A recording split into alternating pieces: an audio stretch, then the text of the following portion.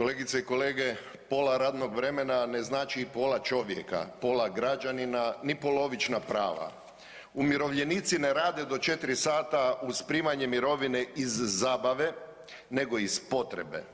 Naše je da im za manje od 4 sata osiguramo jednake uvjete kao i radnicima. Piše mi jedna umirovljenica i traži mišljenje. Radila sam 22 mjeseca na pola radnog vremena. Sve to vrijeme uplaćivani su doprinosi za mirovinsko, zdravstveno osiguranje i porezi. Sve sam to plaćala i kroz 44 godine radnog staža. 3. veljače 2021. sam završila u izolaciji 14 dana jer mi je suprug dobio covid.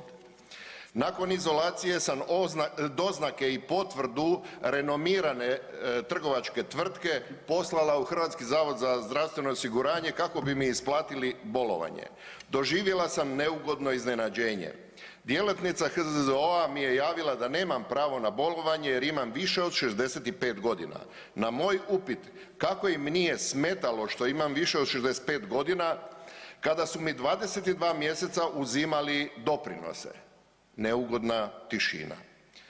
Ja sam 44 godine plaćala doprinose, godinama plaćam dopunsko zdravstveno i plus kao umirovljenica, a da nakon svega nemam pravo na bolovanje. Molim vas da upozorite umirovljenike koji rade na pola radnog vremena da su zapravo kažnjeni i da su zapravo punjači proračuna. Znači u izolaciji sam bila od 3. veljače do 17. veljače 2021. Ugovor o radu je raskinut 20. veljače 2021. I još nešto, u izolaciji nisam bila svojom voljom. Da li je to poruka ljudi nemojte biti u izolaciji? Naravno, nije djelatnica HZZO-a kriva, ali nepravda je opet učinjena, napravljena umirovljenicima.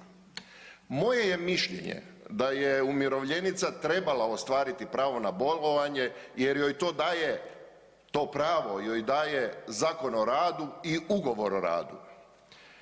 I jer je ona ta 4 sata radnik u radnom odnosu, a pravo na bolovanje je pravo iz radnog odnosa. HZZO nema pravo arbitrirati. Uostalom, bolovanje do 42 dana ide na teret poslodavca. A ako i kada bi bilo zloporabe, HZZO ima sustav kontrole bolovanja. Koliko je efikasan, o tom se da pričati, ali ima.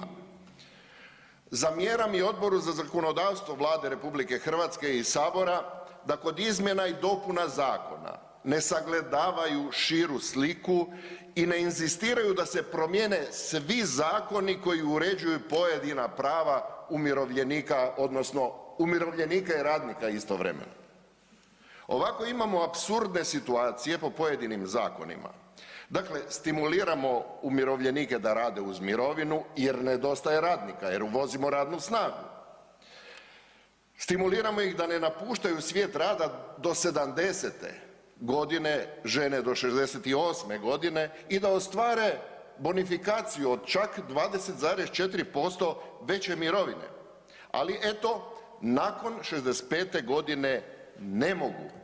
Zabranjeno im je koristiti bolovanje, a imaju ugovor ne na neodređeno, nego imaju ugovor koji ističe na određeno vrijeme sa kojim se gotovo da ne može manipulirati. Ajmo makat sa ove pat pozicije. Svi pravni stručnjaci, ma gdje god bili, ugradite malo života u zakone, sagledajte cjelinu. Nisu tu građani radi vas, nas i zakona, nego da koriste prava koja izviru iz zakona bez ograničenja jednako i pravično. I već jednom, dajte završimo to. Zašto da u RH po prstima uvijek dobiju oni koji žele, hoće ili moraju raditi više i bolje? Zašto ih ne poštujemo? Zašto im ne otvorimo sva vrata, poštujemo njihova prava? Hvala lijepa.